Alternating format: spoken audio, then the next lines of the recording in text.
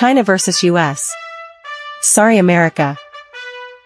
200 years ago, French Emperor Napoleon Bonaparte said, "China is a sleeping dragon. Let her sleep, for when she wakes she will move the world." In the year 2000, we saw the emperor's words come true. The Chinese dragon has awakened. It challenges the United States' position as world leader and gradually changes the world order to which we are accustomed to obeying. In today's video clip we will introduce to you who woke the Chinese dragon up, provided it with meals when it was still weak and thought it would be a pet in his collection set so that it finally escaped its cage and became an irrepressible force. In July 1971, Henry Kissinger, still not yet U.S. Secretary of State, feigned illness while on a trip to Pakistan and did not appear in public for a day. He was actually on a top-secret mission to Beijing to negotiate with Chinese Premier Zhou Enlai about the future of the U.S.-China relationship. The person considered the architect of the U.S.-China relationship is Henry Kissinger, who simultaneously holds the two most important positions of Secretary of State and National Security Advisor of the U.S. With a pragmatic perspective, Kissinger advocated normalizing relations with China to counter the threat from the Soviet Union, developing trade and defense relationships while temporarily putting aside differences in terms of ideology and human rights. What the talented diplomat could not predict was that after 25 years since the US and China normalized diplomatic relations in 1979, China has had a period of miraculous development, and GDP based on purchasing power, PPP, overtook the US in 2014. The inevitable consequence is that China is no longer a sleeping dragon, now has escaped its cage and is flying. In the Financial Times, in December 2023, author Chris Giles wrote an article titled, "Sorry America, China has a bigger economy than you." Kissinger and White House advisors all believe that when America reaches out to help China to develop, they will have an additional ally besides the Soviet Union to fight against this country. Like Japan after World War II, the country was rebuilt with American help to contain China from the east. And in any case, they can easily put pressure on China to respect, just like the US did with Japan or Germany.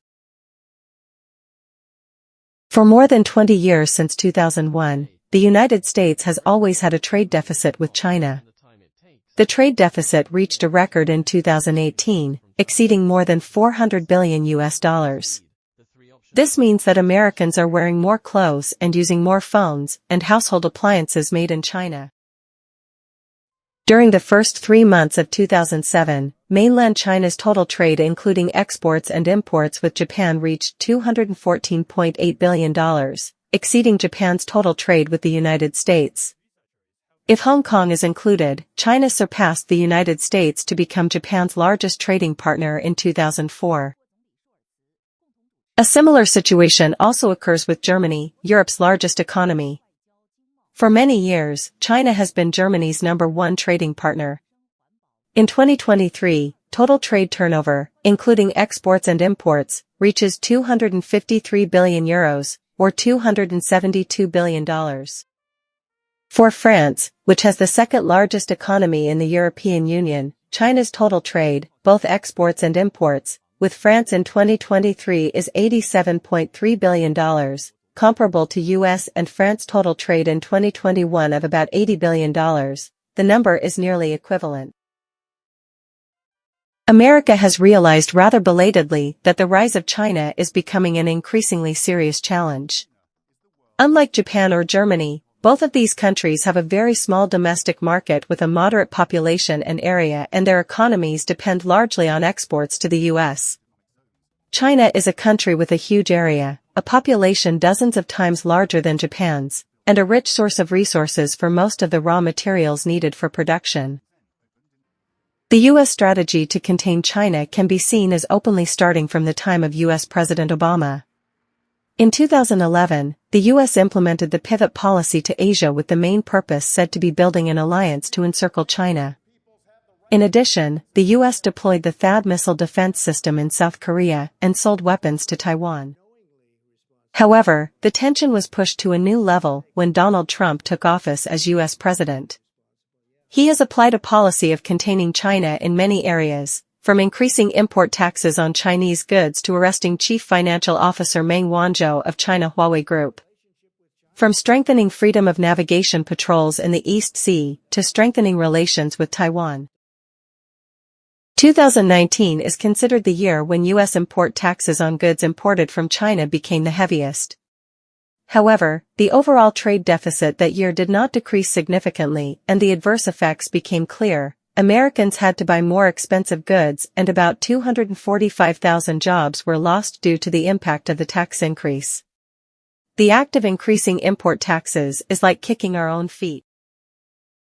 Right from the beginning of normalizing relations with the U.S., Chinese leader Deng Xiaoping partly predicted that one day China would have to confront containment when China's development became a challenge for U.S., and he advocated a strategy of Taoguang, Yanhui, an overarching strategy for all of China's economic or military strategies that we can translate: hide brightness, nourish obscurity.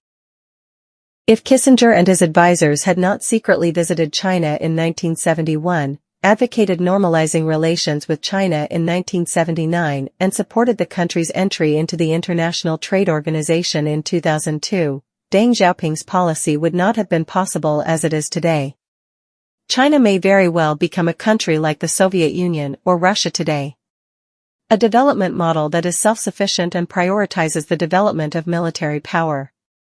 It could collapse like the Soviet Union under Gorbachev or focus on extractive industries and the production of low-quality consumer goods. In any case, its economic and military power cannot compare with its combined power in the 2020s, as we have seen.